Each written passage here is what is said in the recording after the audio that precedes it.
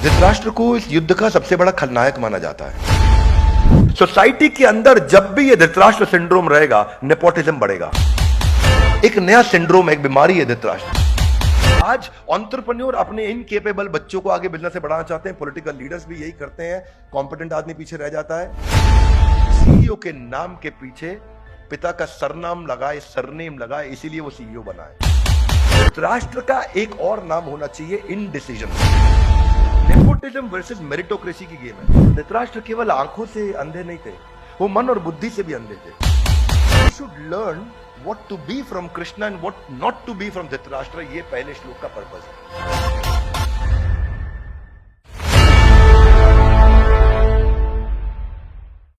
ग्रंथराज श्रीमद् भगवद गीता की जय।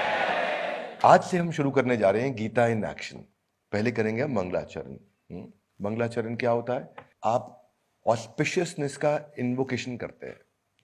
तो आप मेरे साथ में आंख बंद करके प्रार्थना कर सकते हैं।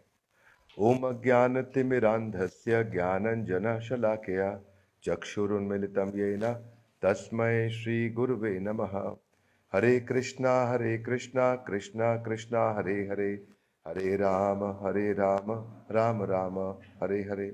जगत गुरु श्रील प्रभुपाद की जय। श्रील प्रभुपाद ने हमें अनुवाद दिया है इस भगवद गीता का, जिससे गीता को समझना आसान हुआ है। तो हम आज पहला श्लोक लेते हैं और वहां से चर्चा शुरू करते हैं। तो आप मेरे पीछे श्लोक दोहराइए। बोलिए, धृतराष्ट्र उवाच धर्म क्षेत्रे कुरुक्षेत्रे समवेता युयुत्सव मामका पांडवाश्चैव किम कुर्वतो संजय। अनुवाद। धृतराष्ट्र ने कहा, हे संजय, धर्म भूमि कुरुक्षेत्र में युद्ध की इच्छा से एकत्र हुए मेरे तथा पांडु के पुत्रों ने क्या किया। धृतराष्ट्र क्या बोलते हैं इधर? हाथा गिलाई। मामका पांडवा, मेरे यानी कि उन्होंने अपने आप को पांडु से अलग कर दिया। पांडु जीवित है अभी? नहीं है। पांडु जीवित नहीं है। उनको क्या कहना चाहिए था? हमारे पुत्रों ने क्या किया, हमारे बच्चों ने क्या किया, हमारी टीम ने क्या किया, हमारे लीडर्स ने क्या किया, हमारी ऑर्गेनाइजेशन ने क्या किया, हमारी फैमिली ने क्या किया, मेरे और पांडु के पुत्रों ने क्या किया। इसका अर्थ क्या हुआ? पांडु कोई अलग आदमी है, पांडु कोई गलत आदमी है और उसके साथ हमारा झगड़ा हो रहा है इस समय, और झगड़ा चल रहा है। ये गड़बड़ आदमी है पांडु। क्या किया उनके बच्चों ने, बताओ मुझको। संजय जल्दी रिपोर्टिंग दो। धृतराष्ट्र को इस युद्ध का सबसे बड़ा खलनायक माना जाता है। क्यों इस खलनायक माना जाता है? क्योंकि धृतराष्ट्र के हाथ में उस समय पावर थी। उसने नेपोटिज्म समझते हैं? सब समझते हैं। आजकल बॉलीवुड में आपने सुना है, उसने नेपोटिज्म का पहला बढ़ावा देने वाला पहला केस स्टडी है ये इतिहास में। बॉलीवुड में नेपोटिज्म की बात अभी शुरू हुई, पॉलिटिक्स में नेपोटिज्म की बात अभी शुरू हुई। ये पहला नेपोटिज्म का पब्लिकली अवेलेबल की wrong case study, illicit case study है। तो धृतराष्ट्र केवल आंखों से अंधे नहीं थे, वो मन और बुद्धि से भी अंधे थे। और इमेजिन करो, युद्ध होने से पहले एस्ट्रोलॉजर्स को इनवाइट किया। धृतराष्ट्र ने पूछा सारे एस्ट्रोलॉजर्स से, क्या होने वाला युद्ध में? एस्ट्रोलॉजर्स ने आकर के बता दिया कि आपकी सारी संतानें मारी जाएंगी, including Duryodhan. Everybody will be dead. आके पहले बता दिया। और जिस व्यक्ति को यह पता चल गया, उसके बावजूद उसका अटैचमेंट इतना स्ट्रांग है कि वो एक इंटेलिजेंट स्ट्रांग डिसीजन नहीं ले पा रहा है कि मेरे को गलत काम मेरी आंख के सामने हो रहा है और मुझे इसको रोक देना चाहिए। उसको लग रहा है जीते मरते किसी तरीके से हो सकता है मौका मिल जाए कि मैं पांडुओं से साम्राज्य ले लूं और मेरे बच्चों को सब कुछ मिल जाए। So you deliberately you are choosing a wrong path. That is Dhritarashtra. Dhritarashtra को मालूम है सब खत्म हो जाएगा, still he is unable to stop the battle. बंद नहीं करा पा रहे हैं वो युद्ध, उनको रोक देना चाहिए था वहीं पर। इसको बोलते हैं स्टेटस को ट्रैप। जैसा चल रहा है चलने दो। और हम लोग की लाइफ में ऐसा बहुत होता है। Gita in action. हाथ आगे like come on, Gita in. और ये स्टेटस को ट्रैप इतना बड़ा होता है कि आपको देखते देखते पता नहीं चल रहा कि आपकी संतानें मरने वाली हैं। सब everybody is going to die. मेरा पूरा साम्राज्य समाप्त होने वाला है, सब कुछ खत्म होने वाला है। तो धृतराष्ट्र का एक और नाम होना चाहिए इनडिसीजन। क्या नाम होना चाहिए? धृतराष्ट्र एक डिसीजन ना लेने का सबसे बड़ा उदाहरण है। ये वो व्यक्ति हैं, हाथ आगे लाइए, Gita in action. Everybody come on, Gita in action. ऐसा एक्शन लेना है गीता से। हमारे को समझना है कि मेरे लिए इसमें सीखने को क्या है। देखो, अगर बिजनेस नहीं चल रहा है, खराब चल रहा है और गड़बड़ चल रहा है, तो आप जब घोड़े से चल रहे हो और मालूम है कि घोड़ा पगला गया और गड़बड़ करेगा और तकलीफ करेगा, तो घोड़े से गिर जाने में समझदारी है, पर प्लानिंग करके गिरना चाहिए। वो मोर टाइम, कैसे गिरना चाहिए? घोड़े से प्लानिंग करके गिर जाओ चलते घोड़े से, तो चोट कम लगेगी। क्योंकि जिस दिन घोड़े ने जबरदस्ती गिरा के ऊपर आके चढ़ गया तो गेम ओवर हो जाएगा। क्या मेरी बात समझ आ रही है? तो अगर सिचुएशन को बदलना है तो इंटेलिजेंटली बदलना चाहिए था। धृतराष्ट्र की जगह कोई और होता बुद्धिमान आदमी, तो सामने पांडवों की टीम के 3-4 लीडर को और कृष्ण को बुला करके एक थोड़ा बैठ करके डिस्कशन नेगोशिएशन कर लेते, भाई देखो बीच का कोई रास्ता निकाल लेते हैं। जब समझ में आ गया, एस्ट्रोलॉजर्स ने बता दिया, उनकी पावर को वो समझ रहे हैं। इसीलिए when you have power use it, when you have power use it. लेकिन कैसे कैसे करेंगे उसको? Wisely, rightly, timely. इसको बोलते हैं WRT formula. One more time, come on, क्या बोलते हैं? हाथ आगे लाइए। Wisely, rightly, timely. One more time, come on. क्या मतलब होता है इसका? वाइजली मतलब बुद्धि के साथ, राइटली मतलब ईमानदारी के साथ, टाइमली मतलब समय के साथ। हाथ आगे लाइए। वाइजली मतलब बुद्धि के साथ, राइटली मतलब ईमानदारी के साथ। ईमानदार नहीं थे धृतराष्ट्र। और टाइमली मतलब बच्चे सारे 100 के 100 पुत्र मारे गए, उसके बाद करने का डिसीजन कोई फायदा रह गया? नहीं। ऐसे ही देखते देखते जिंदगी में समय स्टूडेंट के हाथ से निकल जाता है। एक एंट्रेंस में फेल हुआ, दूसरे में फेल हुआ, तीसरे में फेल हुआ, हाथ आगे लाई। क्यों? क्योंकि वाइजली, राइटली, टाइमली उसने एक्शन नहीं लिए। हाथ आगे लाइए। Gita in action, not in theory. We will discuss Gita in action. Game changer है ये ग्रंथ। जो आदमी भगवत गीता एक बार पढ़ लेना, उसके बाद से कुछ पढ़ने की जरूरत नहीं। जिंदगी भर का एडिक्शन, एक मूवी को दूसरी बार नहीं देख सकते आप जिंदगी में, लेकिन भगवत गीता को जिंदगी भर लगातार हर जन्म में पढ़ सकते हो और आपको लगेगा हर बार के फ्रेश सबसे पावरफुल ग्रंथ है। ये ताकत है भगवत गीता की। आज धृतराष्ट्र को बोलते हैं ये एक नया सिंड्रोम है, एक बीमारी है धृतराष्ट्र। इसको बोलते हैं कारपेट के नीचे सिंड्रोम। क्या बोलते हैं? क्या होता है ये कारपेट के नीचे सिंड्रोम? कभी काम वाली बाई को देखा है? धृतराष्ट्र में और काम वाली बाई में कॉमनैलिटी बताता हूं आपको। अपमान करने के लिए नहीं बोलूंगा, पर रिपोर्ट करने के लिए बताऊंगा कि काम वाली बाई की अगर नजर हट जाती है और देखती है कुछ गंदगी है, तो चलते चलते साफ करते करते कारपेट के नीचे छोड़ के निकल जाती है, नहीं तो लंबा काम करना पड़ेगा। क्या मेरी बात समझ आ रही है? ऑर्गेनाइजेशंस में ऐसा बहुत होता है, सामने आपके कंपनी में गलती हो रही है, भारी गलती हो रही है, लेकिन लीडर चुप रहता है। अरे भी बता दूंगा तो डांट पड़ेगी, बता दूंगा तो मुझे काम करना पड़ जाएगा, अरे बता दूंगा तो खुद ही सॉल्व करना पड़ जाएगा, तो चुप रहता है। हाथ आगे लाइए। कारपेट के नीचे।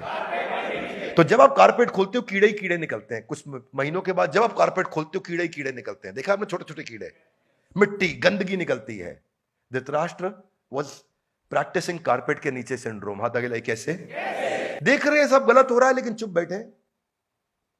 जो गलती हो रही कारपेट के नीचे डाल के चुप।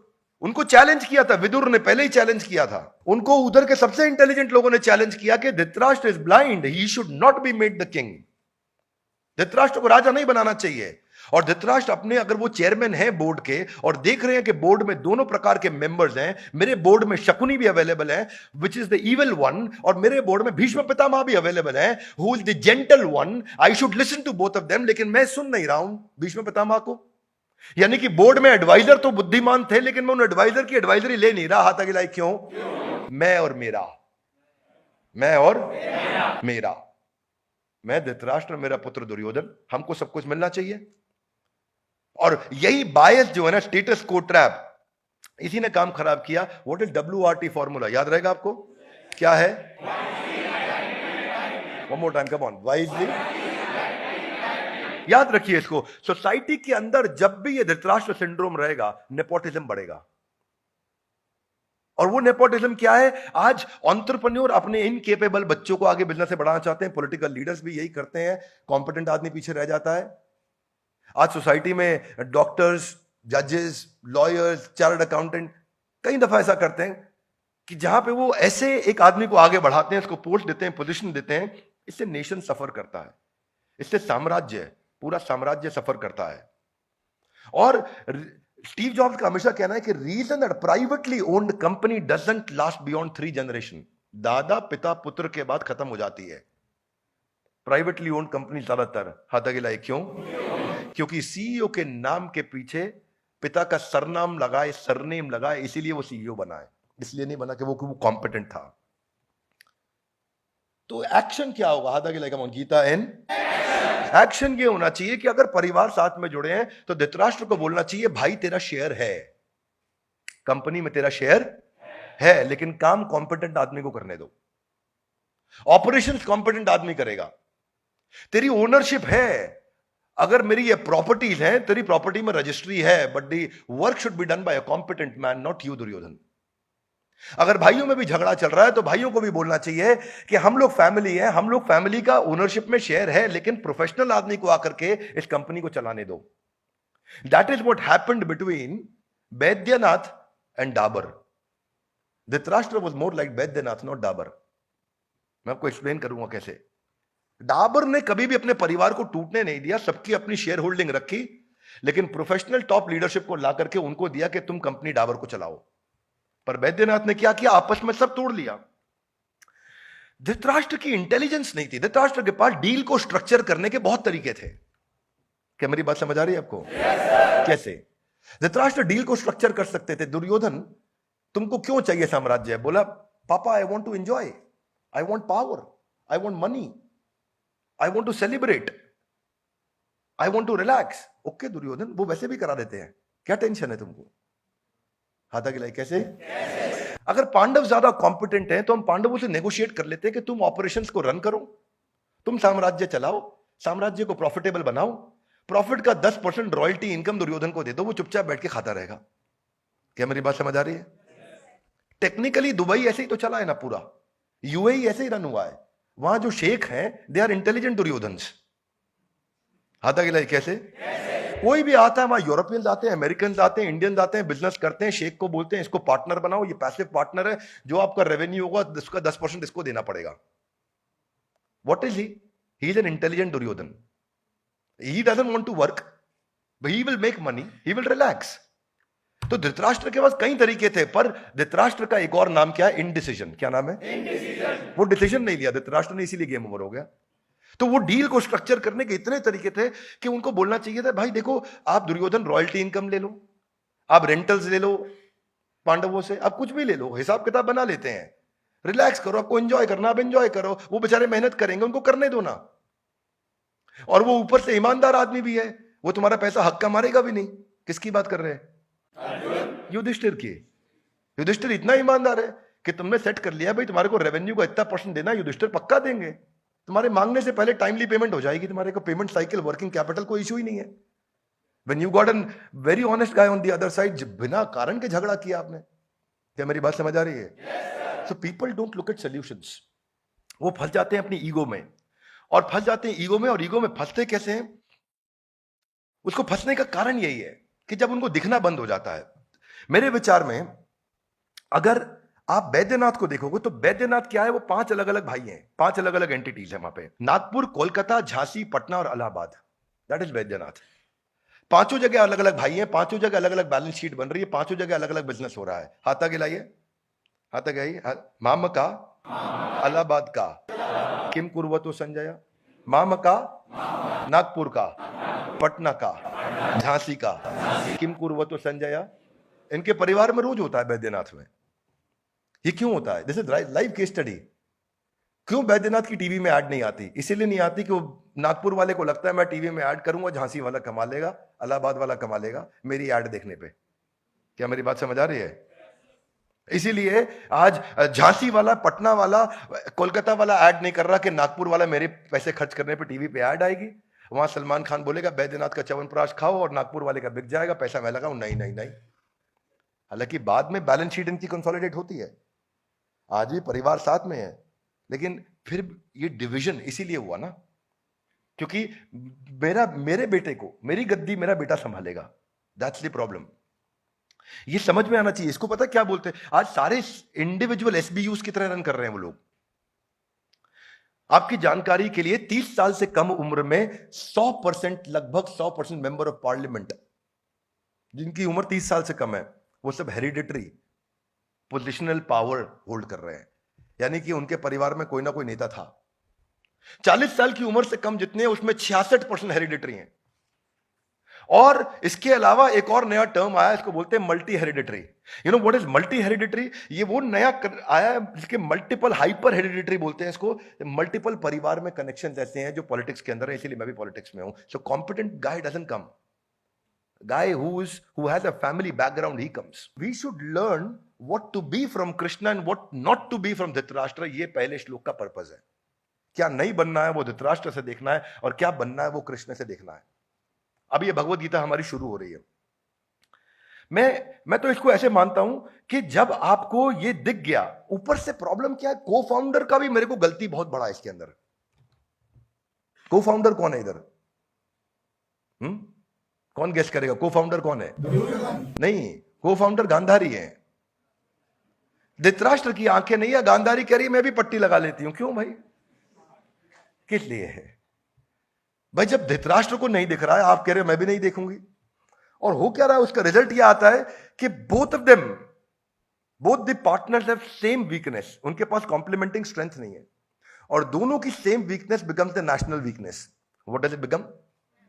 National weakness. आपको देखना चाहिए मेरे में ये कमी है भाई, इसको सुनने में दिक्कत है, मुझको देखने में दिक्कत है, तो मिलके काम कर लेंगे। दोनों को ही देखने में दिक्कत है तो गड़बड़ हो गई ना। Would you agree with me? Yes no? तो Gandhari for whatever reason she did, but ultimately उनका पूरा साम्राज्य इसीलिए समाप्त हो गया क्योंकि दोनों ने आंखें बंद कर ली। और ऐसे ही हम लोग कई बार अपनी आंखें बंद कर लेते हैं कि यार जो चल रहा है चलने दो, हाथ आगे लाए। क्यों? क्योंकि अपने यहाँ ऐसे ही होता है। वो मोटा है, कौन अपने यहाँ? इस मानसिकता को बदलना है। कौन बदलेगा? हम नहीं। बोलिए कौन बदलेगा? जिम्मेदारी किसकी है? Two wrongs can not make it right. Dhritarashtra was wrong, Gandhari was wrong, और वहीं से समस्या हो गया, सारा बढ़ता गया। इसीलिए नेपोटिज्म वर्सेस मेरिटोक्रेसी की गेम है। Singapore as a country is working on meritocracy. पूरा सिंगापुर मेरिटोक्रेसी। आप में दम है तो आपको आगे बढ़ाएंगे। आप मेरे बेटे हैं, आप इसलिए आपको आगे नहीं बढ़ाएंगे। आप में दम है तो, इसलिए सिंगापुर आज कहां पे है? कम से कम 12 पैरामीटर्स में टॉप 3 कंट्रीज के अंदर आता है वर्ल्ड में सिंगापुर। 12 पैरामीटर्स है ऐसे, 10 से ज्यादा पैरामीटर्स हैं जिसमें दुनिया के टॉप 3 देशों में सिंगापुर का नाम आता है। हाथा के लिए क्यों? मेरिटोक्रेसी, नेपोटिज्म नहीं। हाँ, हमारे गांव से आए हैं, बहुत बढ़िया, यादवों का छोरा। Why? You don't have to do that. You got to get a competent guy, and that is the problem. इसको पता है क्या बोलते हैं? इसको बोलते हैं 3 जनरेशन कर्स। क्या बोलते हैं?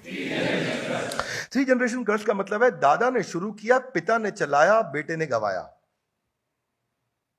इसका अर्थ क्या हुआ? The first generation start the business, second generation runs it, third generation ruins it. 3 generation curse. और 3 जनरेशन कर्स में बिजनेस के अंदर 3 जनरेशन नहीं लगती हैं। एक्चुअली बिजनेस के अंदर 3 लीडरशिप लगती हैं। 3-3 साल में एम्प्लॉय कंपनी छोड़ के चले जाते हैं, खत्म, बहुत जल्दी खत्म। ये कोई धृतराष्ट्र ने टेक्निकली जो किया वो इलीगल नहीं है। कि मैं आज फॉर एग्जांपल, मेरे को थोड़ा बॉलीवुड का एक्सपीरियंस कम है, नाम कम मालूम है। मैं डेविड धवन हूं और मेरे बेटे का नाम क्या है? वरुण धवन को मैं आगे बढ़ा रहा हूं। इलीगल नहीं है ये लीगल है। मैं ये नहीं कह रहा हूं कि धृतराष्ट्र दुर्योधन को आगे बढ़ाना चाहता है, इलीगल है, लेकिन इंटेलेक्चुअली राइट डिसीजन नहीं है। बस क्या नहीं है? ना उसके खुद के लिए, ना बाकी। दुर्योधन के खुद के लिए भी ठीक नहीं है, क्योंकि ऐसा सर्कमस्टांसेस क्रिएट किया, अनएथिकल है, इसीलिए दुर्योधन इलीगल हो गया। तो धृतराष्ट्र की इनकॉम्पिटेंसीज के कारण बहुत, कई बार लोग बोलते हैं ये युद्ध जो हुआ महाभारत का उनके कारण हुआ, अर्जुन की धर्मपत्नी के कारण हुआ, द्रौपदी के कारण। टेक्निकली ये सब कुछ द्रौपदी के कारण या दुशासन के कारण नहीं होता है। टेक्निकली सब कुछ होता है टॉप लीडरशिप के कारण, जिसकी जिम्मेदारी है। वहां जो टॉप, क्यों बाद में कौरवों की साइड में जो थे उनको क्यों सहनी पड़ी बाद में यातनाएं, क्यों उनको पाप लगा? इसीलिए क्योंकि वो भी इनडिसीजन के भागीदारी थे। देवर अनदर फॉर्म्स ऑफ। अब ये इतना पुअर इन्फ्लुएंसर है कि सिनेरियोस को एंटिसिपेट नहीं कर पाए धृतराष्ट्र। धृतराष्ट्र का ना क्रिटिकलिटी कैपेबिलिटी मैट्रिक्स होता है। क्या होता है क्रिटिकलिटी कैपेबिलिटी मैट्रिक्स? कि क्रिटिकल काम क्या हुआ, बहुत इंपॉर्टेंट काम, और केपेबल आदमी। हाथ आगे लाइए। क्रिटिकल काम, जरूरी काम, केपेबल आदमी। यानी कि अगर हार्ट सर्जरी करनी है तो हार्ट सर्जरी हम किससे कराएंगे? मान लो ये कैमरामैन बहुत मोटिवेटेड है तो इससे भी करा ही लोगे आप। मेरा बेटा है ये, करा लो करा लो, तो मन से करेगा, दिल से। यूट्यूब पे खोल के ऑफलाइन वीडियो साथ में लगा के हार्ट सर्जरी कर देगा। हाँ आज लेकिन एक बात है, जब आदमी मोटिवेटेड होता है, उसके अंदर विल हो, तो वो कुछ भी कर सकता है। Yes no, come on, yes no, no. ऐसे नहीं होता है कि मैं मोटिवेटेड हूं, आज भाई हवाई जहाज उड़ाएगा। क्यों भाई, मोटिवेटेड है बस, आओ बैठो हमारे साथ, मैं उड़ाऊंगा हवाई जहाज, मोटिवेटेड हूं मैं। It doesn't work that, you need competence, you need, आपको कॉम्पिटेंस में एटीट्यूड, स्किल, नॉलेज तीनों चाहिए। अब दुर्योधन को हवाई जहाज नहीं उड़ाना आता, तो ये धृतराष्ट्र की गलती है कि वो कह रहा है कि नहीं उड़ाने दो उसको। उधर से बोल रहे हैं कृष्ण, कृष्ण आर्बिट्रेशन के लिए आए हैं, और आर्बिट्रेशन सबसे बड़ी आर्बिट्रेटर है कृष्ण, जो बीच में आकर के मध्यस्थता कर रहे हैं, कह रहे मैं निपटाता हूं, डोंट वरी। नहीं नहीं तुम नहीं, मैं दुर्योधन को भाई उड़ाएगा हवाई जहाज। That is the problem. उनको समझ नहीं आ रहा है। आप क्या है, बेसिकली वाइस प्रेसिडेंट से कंपनी में चाय पिलवाने का काम करा रहे हो। उसको बोलते हैं not understanding criticality capability matrix. घर का आदमी है, कोई बात नहीं, पिला दे आज चाय, तू ही पिला दे। तो वो पिला देगा, लेकिन आपने उसका सही इस्तेमाल नहीं किया, उस टैलेंट का, आपने उसके पोटेंशियल का सही इस्तेमाल नहीं किया। तो ये जो बायस है, ये जो फेवरेटिज्म है, ये जो लॉन्ग टर्म फोकस को मिस कर देना, ये जो अनएथिकल होना, ये जो ग्रीडी होना, ये जो सही चीज के साथ नहीं खड़ा हो पाना, ये कि माय वे और हाईवे, या तो मेरे रास्ते या हाईवे से निकल जा, ये जो मेंटालिटी है, एक शॉर्ट कमिंग को, अपनी गलती को एक्सेप्ट ना कर पाना, और एक कॉम्पिटेंट आदमी को वैल्यू ना करना, ये सब किस में रिजल्ट देता है? दो चीजों में रिजल्ट देता है। एक है weakness plus wickedness is game over. सुनिए मेरी बात, वीकनेस प्लस विकेडनेस इज, एक तो धृतराष्ट्र वीक आदमी, डिसीजन नहीं लेते, और दूसरा विकेड यानी धूर्त आदमी, चीट आदमी, चीटिंग करने वाले। जिधर वीकनेस भी है और विकेडनेस भी है, game over. That is the पहला श्लोका का सार ऑफ धृतराष्ट्र। जो बिजनेस ओनर का ये पता है, ये इनकॉम्पिटेंट मैनेजमेंट और ये फेटल मिस्टेक से ब्लंडर क्या होता है। एक कॉर्पोरेट कहानी सुनाता हूं अमेरिकन आपको, एनरॉन की केस स्टडी समझो, 1 मिनट में जिंदगी में नई चीज समझ आएगी। एनरॉन एक अलग ही केस स्टडी है दुनिया की। 2001 में एनरॉन का 1 साल का रेवेन्यू था $100 बिलियन। कितना? मिलियन नहीं, बिलियन। बिलियन क्या होता है? बिलियन, $100 बिलियन, थोड़ा समझ लेते हैं हम लोग। $1 बिलियन कितना हो गया? 8,000 करोड़। $10 बिलियन 80,000 करोड़। $100 बिलियन 8 लाख करोड़ का रेवेन्यू एनरॉन कर रहा है 1 साल में 2001 के अंदर। क्योंकि लीडरशिप कॉम्पिटेंट थी, लेकिन धूर्त थी, चालाक थी, चीट थी। वो कंपनी एनरॉन जो 2001 की शुरुआत में 8 लाख करोड़ का रेवेन्यू कर रही थी, 2001 में 8 लाख करोड़ बहुत था भाई लोग, समझ लीजिए। और 2001 के अंत में वो कंपनी बैंकरप्ट, दिवालिया हो गई, जीरो हो गई। क्या हो गई? समझ में आ रहा है? तो ये कहावत बन गई। क्या कहावत बन गई? अगर कोई इनडिफीटेबल है, अगर कोई ऐसा आदमी है जिसको डिफीट नहीं किया जा सके, जिसको हराया नहीं जा सके, और वो ऐसे हार जाए कि 8 लाख करोड़ से जीरो पे आ जाए 1 साल में, तो उसको बोलते हैं तेरा एनरॉन हो गया। तेरा क्या हो गया? तेरा एनरॉन हो गया। तो एनरॉन का एनरॉन 1 साल में हुआ था। हो जाता ना भाई, किसी किसी का एनरॉन हो जाता है। कोडाक का भी एनरॉन हुआ है। कोडाक कितना बड़ा था, एनरॉन हो गया उसका। नोकिया का भी एनरॉन हो गया। कहावत बन गई। तू अगर खत्म हो गया तो मतलब तेरा एनरॉन हुआ है। क्या मेरी बात समझ आ रही है? पर धृतराष्ट्र इतने एफिशिएंट थे कि एनरॉन को एनरॉन होने में 1 साल लगा, धृतराष्ट्र को 18 दिन लगे। धृतराष्ट्र का 18 दिन में एनरॉन हो गया। उनका इतना भयंकर गेम ओवर हो। क्या मेरी बात समझ आ रही है? ये अनएथिकल प्रैक्टिस और लैक ऑफ इंटेग्रिटी, आज इतनी बड़ी ऑर्गेनाइजेशन खत्म हो सकती है। और मजे की बात क्या है कि टॉप एग्जीक्यूटिव्स को मालूम है गलती है, वो लूप होल छुपा रहे हैं। वो आए बैंकर से, ऑडिटर से भी बोल रहे हैं इस पे पर्दा डालो, इसको छुपाओ। यही हुआ एनरॉन में। और यहां भी ऑडिटर थे। यहां ऑडिटर कौन थे? भीष्म पितामह, द्रोणाचार्य, कृपाचार्य, इन सबको खरीद लिया गया। कर्ण जैसे लोग, सबको अपना बनाया, सबको दबाव डाला और सबसे गलत काम कराया। क्या मेरी बात समझ आ रही है? बस यहां फंस गए। तो उधर भगवत गीता अर्जुन भी सुन रहे हैं। भगवत गीता का एंड होते होते अर्जुन का हृदय परिवर्तित हो गया। संजय एक्साइटेड पे एक्साइटेड हो रहे, मुहुर मुहुर मुहुर मुहुर, ओह मजा आ गया गीता सुन के। संजय के आखिरी के श्लोक सुन लो, आपकी बुद्धि चकरा जाए भाई। गीता सुनने के बाद कोई इतना एक्साइटेड हो रहा है जैसे छोटा बच्चा वीडियो गेम देखते या कार्टून टॉम एंड जेरी देख के एक्साइटेड होता है। क्या मेरी बात समझ आ रही है? ऐसा संजय एक्साइटेड हुए भगवद गीता सुन के, उनका दिल बदल गया, अर्जुन का दिल बदल गया। पर धृतराष्ट्र का क्या था? ये मेरा ईगो, मेरा डिजायर, मेरा अटैचमेंट, मेरा दुर्योधन हाथ आगे लाए। क्यों? अपने ऐसे ही होता है। तो एक चीज धृतराष्ट्र से क्या सीखते हैं कि सीखनी है हमारे को कि हमें धृतराष्ट्र जैसा नहीं बनना है।